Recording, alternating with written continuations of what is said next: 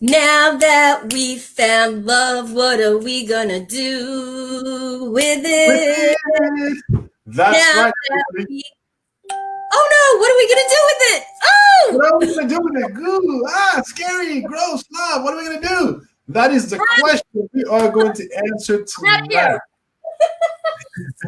Hello, everybody. My name is Richard Francois, your dating strategist and your host. Welcome to tonight's show on the Astound Yourself Dating Show. With me, I have my illustrious co-hostess. What is your name, illustrious co-hostess? It's Elaine Saunders. See, right there. Elaine Saunders. And she's Yeah. even pointing to it. I can't do it as well as she does. Elaine Saunders, our illustrious co-hostess. Here's the word of the evening: intimacy.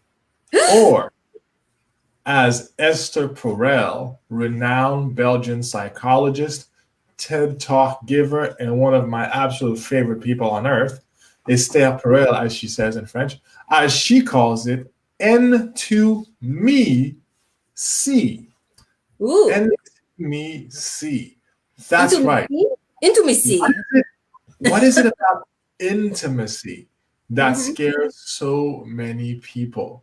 People hide behind so many things to avoid being seen, being close, being intimate. And intimacy is very different from sex. So before we go into our article, we have actually a YouTube video that we're going to parse out for you tonight. Before we do that, let's talk about intimacy and what it is and what it's not. Intimacy is not sex. Sex is sex. You can actually have sex to avoid being intimate with somebody. Did you know that? You can use sex as a mechanism to actually avoid being known, being seen, and actually being close and vulnerable and open with somebody. Intimacy, you could say, is what allows for someone to see you for who you are, for who you're not, and to stick around anyway. That's intimacy. When you know somebody, you see their light, you see their darkness, and you choose to be around them anyway, or because of that, because of how well you know them. What do you say, Elaine? Hello, Tammy Lambert. Welcome to the show. What do you say, Elaine? Intimacy. What do you think that is? Well, I guess there's two ways of putting it. I mean, there is being intimate in a sexual way, but being intimate in an emotional way, vulnerably, Mm-hmm. like an intimate with your feelings, with your soul, with your heart. So that's the subject of our show today. That is the subject of our show today. And speaking of subject of our show today, if you are watching, be sure to do what Tammy just did. Comment, say hello, ask a question. Hello. We'd love to add your comments and questions as a part of the show. And the YouTube, we're going to include the link to this YouTube video that we found. We found it very interesting, which talks about intimacy and signs that a person may actually fear intimacy, your partner may fear intimacy. So stick Right. around for that. And at the end, we're going to have a bonus. So stick around for that bonus too. Elaine, let's go through them. Okay. Signs that somebody may have a fear of intimacy. Boom. Well, fear of abandonment. That's one of the reasons why somebody might have. It's not. I don't know if it's so much as a sign of, but it's one of the reasons why somebody might have a fear of intimacy. Does that make sense? Yeah. Gotcha. So a fear of abandonment. Yes, Right. and that could keep somebody from wanting to get too close, because Right. if you don't allow someone to get very close, what is there to lose if they disappear, if they go away? Right. So it's trying to protect your heart in the future by not opening it in the present. It Correct. sounds like a good game, but in the end, it's a losing game, because you actually don't get to experience closeness now or later when you do that, when you allow your Correct. fear of abandonment to govern everything. What's the Correct. next one? Waiting. Oh, somebody who is fiercely independent, somebody that really doesn't take any help from anybody. And I have this experience with clients. Maybe a woman who likes to brag about not needing a man. someone who is constantly reminding everybody that they don't need, they actually use the body language. They're like, I don't need anybody. I'm okay. I might want somebody, but I don't need anybody. I could do everything myself. And they make it a strong point to make somebody feel like they don't need. I mean, people want to feel needed, if that makes sense. But yes, that's also somebody who has a very difficult time asking for or receiving help. So if they need the help, like they're physically not capable of doing something for themselves, or they don't have enough knowledge to make it happen themselves, and somebody else needs to actually get in there and make something happen for them, it's very, very uncomfortable.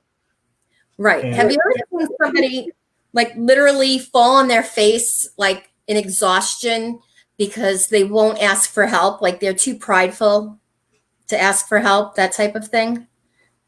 Just yeah, they well, that's they overextend themselves physically, emotionally, in every which way before they'll admit that they could use some help.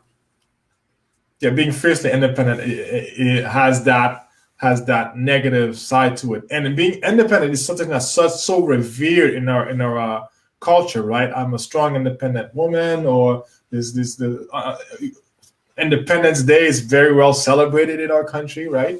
Right. And so there's that independence that's such a great thing that's celebrated. And if you're not out of the house by 18 years old as a kid, you're a loser. We have all this stuff in our culture, right? And all these beliefs in our culture that revere independence. But when you are so independent that you do not let anybody in at all, Right.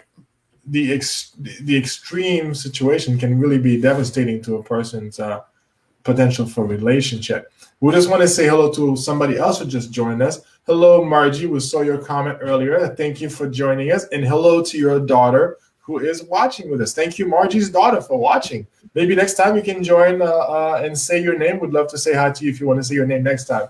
But thank you for watching the show. Welcome. Welcome. Let's go to a third one, Elaine. What's the third one that the YouTube video mentioned as far as a potential sign somebody could be fearful of intimacy? This is classic.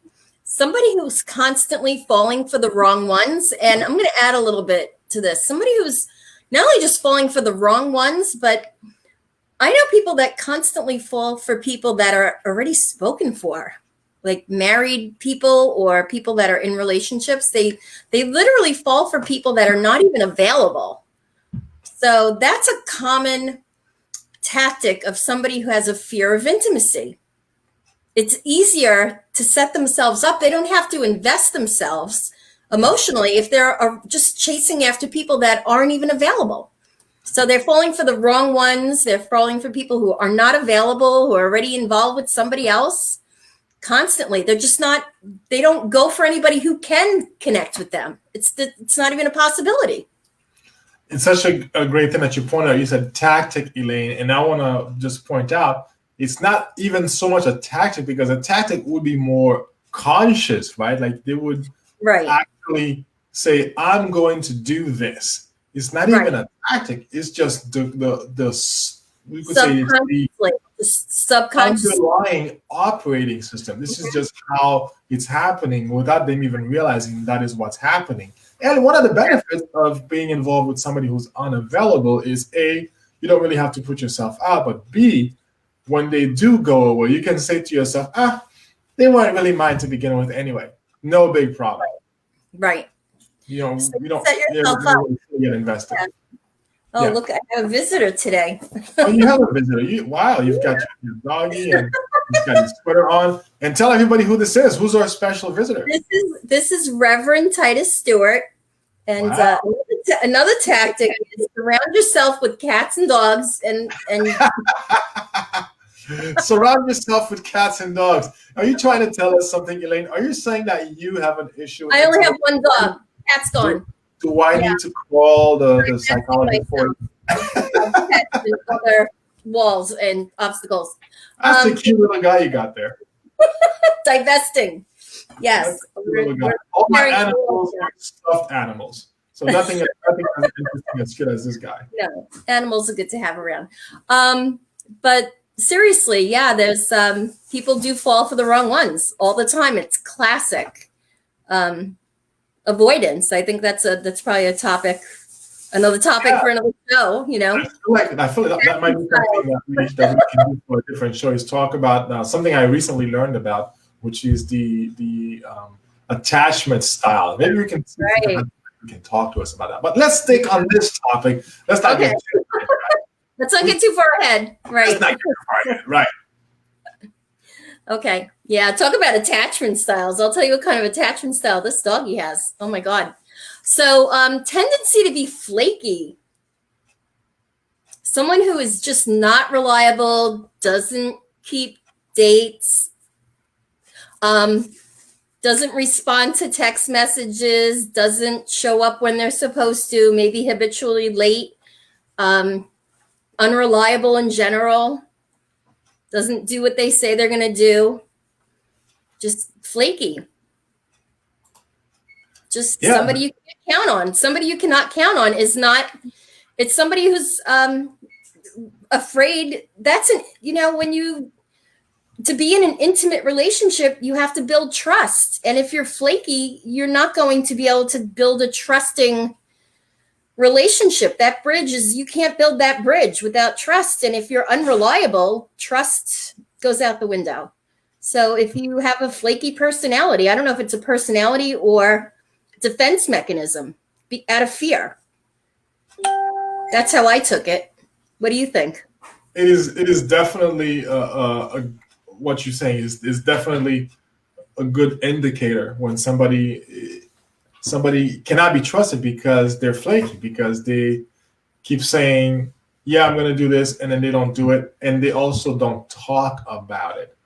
Right. Now, there is something called honoring your word, which means you didn't keep your promise, but you actually come back and address it. You don't pretend like nothing happened and just try to gloss over it, or worse, you don't actually tell the other person they have a problem because they're objecting to you not keeping your word. You own up to it. You look to see, well, how can I do better? And you take new actions, you make new promises. But if you're just somebody who is constantly just flaking out on people, and you don't think that's a problem, you think they have a problem for wanting more of you, that's definitely a sign of somebody who's avoiding intimacy. And Ruben, great comment, Ruben. Half the battle is showing up. Yes. Right. Yeah, yes. If you're not showing up, then definitely showing up, Ruben. That's an excellent point. And a quality of somebody who would be considered flaky is inconsistency. Right, like up and down, hot and cold, just like Katy Perry's song, right? Hot and cold, yes and no, in and out, wrong that's right. You don't really want to stay, but you don't really want to go. That's a lot of flake. And so if you can describe yourself from that Katy Perry song, or know somebody who can describe himself from that Katy Perry song, take a closer look. There might be something else going on there. By the way, this show is not about bashing or telling you what's wrong, but it's about enlightening and hopefully growing and developing. So if any of this is resonating with you, we're here to talk. You send us a private message if you want to talk further. We can be a great resource, or maybe you need other resources. We have a lot of resources we can offer. If you think, oh, there's something here that I want to explore, look deeper into and see if there's some work for me to do there. Cool. Right. We're just here to support people who are single, to make the best of either being single or the journey of being single out of singledom into coupledom. Right. Yeah. And sometimes we learn a lot for ourselves. That's right. So what's the next one? What's the next topic? The next bullet point? Oh my gosh. Oh yes. Perfection. Everything has to be perfect. There's going to be a perfect time. I have to be a perfect weight. There's the person I'm going to fall in love with has to be perfect. I'm going to feel when I meet them, I'm going to see little sparkles in the sky, and he or she is going to make me feel perfect, and everything's going to be wonderful. Everything's going to fall just in place at the right time. I'm going to have the right job. She's going to have the right job, or he's going to have the right job. When he pulls up, he's going to be driving the right car, and everything's going to be perfect. I'm going to like his dog. I'm going to like his kids. And he's going to have perfectly manicured hands, and every little hair is going to be in place. And that's how I'm going to know that he's the one. And I'll just know it when I see him, because I'm a perfectionist, and that's how it always works for me. Hello, Tammy. Tammy just jumped into quickly saying hi. Hi, Tammy. Thanks for quickly saying I love seeing you on the show. Tammy's a regular on our show. Thanks for jumping in, Tammy. We got two Tammys. Hey, Tammy and Tammy. That's right. Oh, I'm sorry. Yes, being a perfectionist is an excellent defense mechanism, because if I'm perfect, what does that make you? Yeah. Imperfect. See how that works? If I'm perfect, by definition, I'm already too good for what's out there. And I see this a lot. I've seen this. I see this a lot. I see people. TV. The goat. This is a New England reference. I think everybody who's watching is from New England. The goat. That's so funny. I've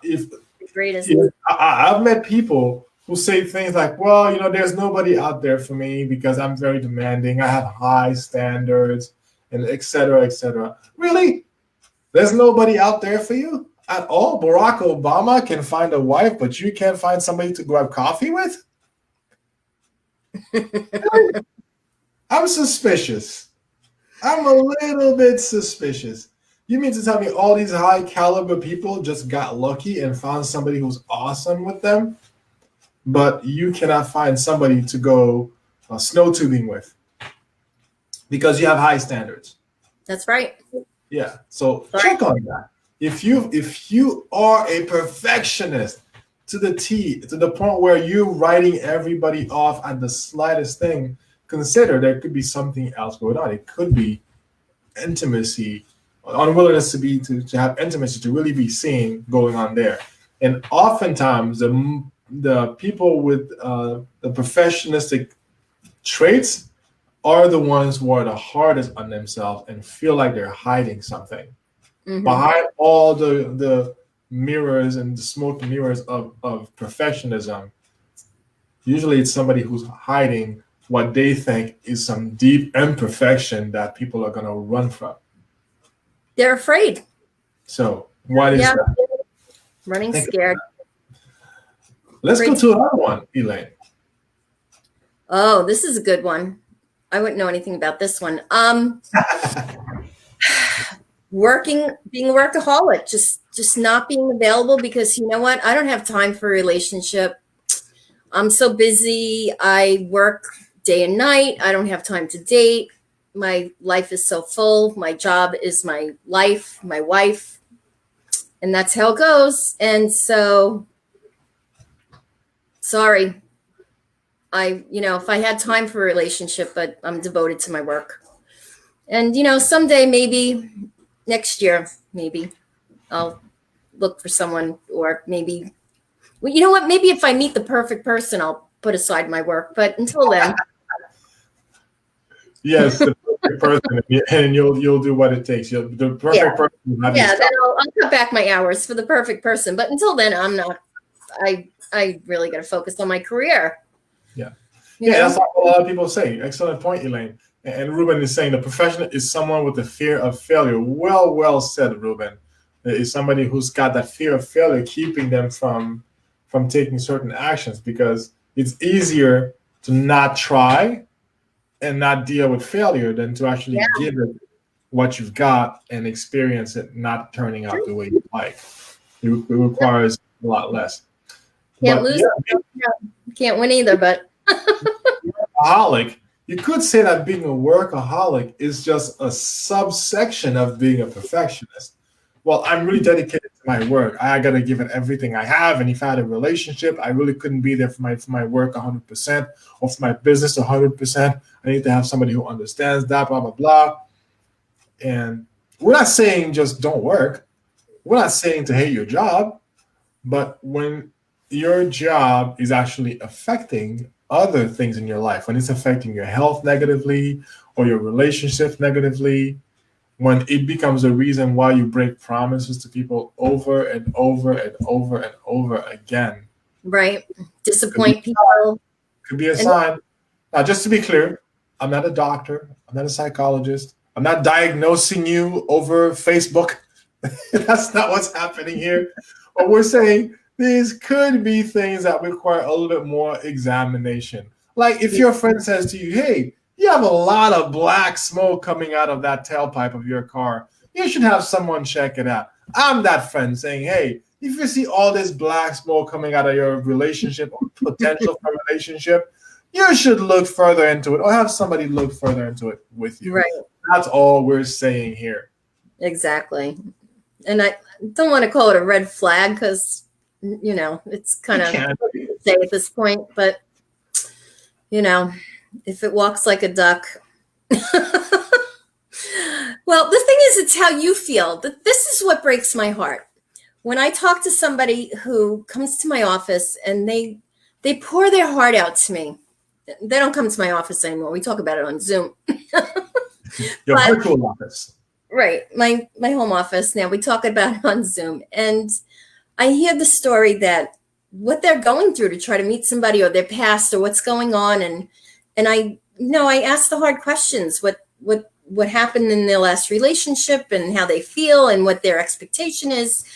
And then I start working with them and I see what they're doing and how they're interacting with someone and the feedback I get from the other person. And a lot of times it's kind of the handwriting's on the wall and there's changes and, you know, and I'm guilty too. I mean, I see what I do in my situations and you have to look in the mirror and confront some issues. And, you know, the definition of crazy, as they say, is to keep repeating the same thing over and over again and expecting different results. So if the pain of being isolated and alone outweighs your desire to love and have joy in a relationship, you know, it's decision-making time. You know, do you want to make some hard decisions to try to overcome those fears, or do you want to live in fear and let that fear rule your life? Because when you wake up as an old woman or as an old man, you can't get back that time. You only have one life to live. And I have a man that I remember being in my office 10 years ago, and he's retired now, 10 years. He's moving alone to his retirement home, and he didn't want to go alone. But I saw a lot of the things that I kind of tried to help him change. He dug his heels in. He wanted that slim, trim, pretty Barbie doll. And, you know, it was, you know, you got to work on yourself a little bit. Yes, that's definitely a big part of relationship, which is about working on yourself. I'm a car guy, and so I probably do too many car/relationship analogies.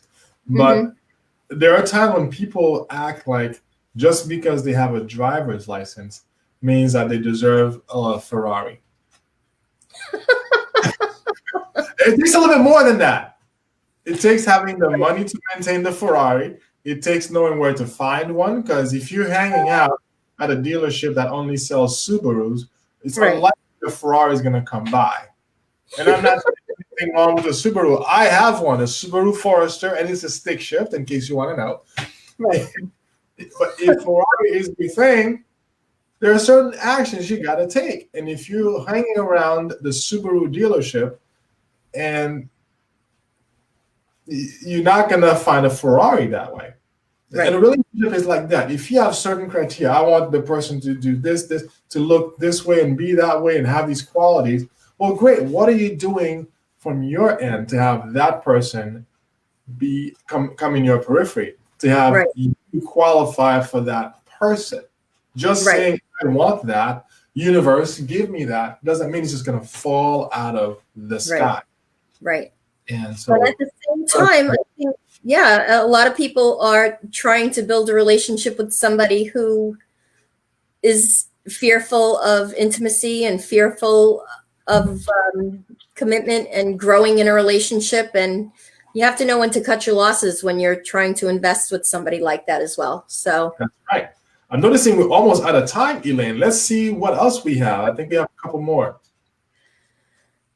oh, you sabotage your relationships. Oh, my goodness. Yep. People do that.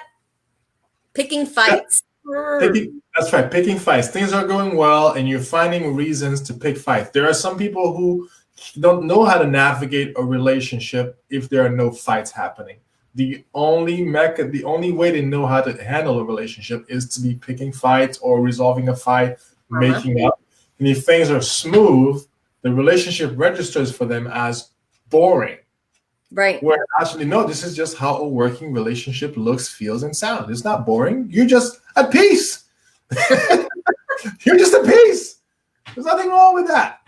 And so if you're finding yourself doing that, you're always picking fights, sabotaging the relationship, finding what's wrong with you, with them, with it, it might be a sign that you are afraid of intimacy and looking to step out of that.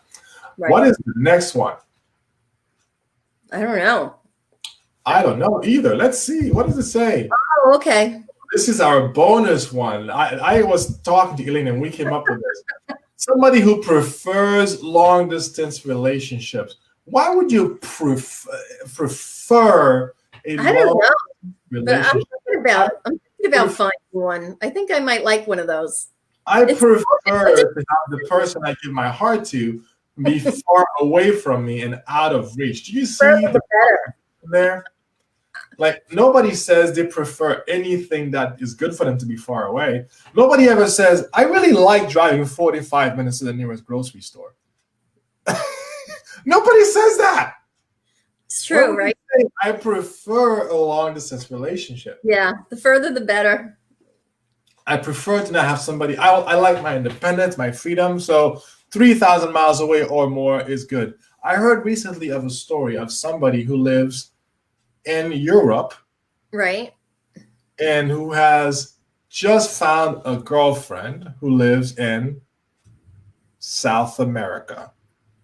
That sounds like a You should have been prepared when I said he lived in Europe. When I named a continent, you should have been bracing yourself for the next piece.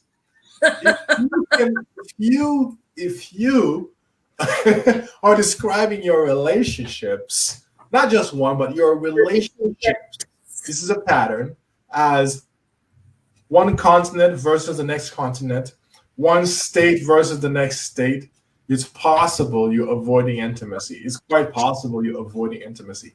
Now, we live in New England, and we have a lot of states near each other. If you live in northern Massachusetts and your sweetheart is in southern New Hampshire, that's probably not what we're talking about, because we're talking maybe a 30-minute commute if you're in northern Mass and southern New Hampshire. But we're talking about somebody who lives in Massachusetts, and his last girlfriend lived in Argentina. The one before that was in Croatia, and the one before that was local because he's in New York. And did he ever meet these girlfriends of his? Did he even meet them? A fictitious example there, but the one I'm talking about from Europe versus South America, no, they haven't met yet. They haven't met yet. That's sweet. So, I love when people are in love with people. Another possible sign of avoiding intimacy, when you're calling someone your boyfriend or girlfriend and you've never met. That's like saying, oh, this is my car, but a dealership is holding it for me until I can afford to pay for it. Right. It's my car. No, that's my car. I think your car. No. So relationship goals. I want a boyfriend on every continent. That sounds like a goal. That sounds like New Year's goals or something. Ooh, Elaine, that's very ambitious. I'm telling you. Especially in the era of a pandemic. Anybody here, anybody who has ever pulled this off, having a boyfriend or girlfriend in every continent? Because travel arrangements very easy. have somebody pick you up at the airport, you have a place to stay. But I think the logistics could get pretty dicey. If you're just Zoom dating, what difference does it make if they're in, Boston? Oh, you mean a Zoom boyfriend, not a real one. Zoom boyfriend. We should have a talk about Zoom. I think Zoom is a good tool, especially in the pandemic, to get things started. But I don't think it's a good destination. I don't think it's a great destination. It's like a bar. It's a good place to start things off. If it's just where they end up all the time, you got to change it a little bit. That should not be relationship goals. Okay. All right. I'll cross it off my list then. Well, everybody, there you have it. We just talked about 7 signs plus a bonus sign that you may, or so your partner, whomever, may have difficulty with intimacy or fear with intimacy. That's what we talked about today. If you missed part of it, go back and watch it. Comment. We'll respond to your comments even after the show is over. If you like what you saw here, click the like button, follow us on Facebook. And if you want to find out more about Elaine or myself, Elaine, tell everybody where they can find you. So I could be found on the web at dynamicintroductions.com. You can contact me through www.datenh.com. On Facebook, I don't know, call me. On Facebook. Call me. Any place that says Dynamic Introductions, that's Elaine. And as for me, you can find me here on this page as Time Yourself Dating. You can also go to grichard360.com to speak with me. I offer private initial consultation at no charge, and then we can go from there and see if that's the best fit, private, or if you can attend one of my workshops or one of my 8-week dating challenge that I offer for men to make them more magnetic. If guys want to be magnetic, I can help with that. Thank you for watching. Have a good night. Elaine, say good night to everybody. Good night, everybody. Everybody. Happy Halloween. Woo! That's right. Happy Halloween. That's right. Tricks and treats. Say bye, Rev. Bye.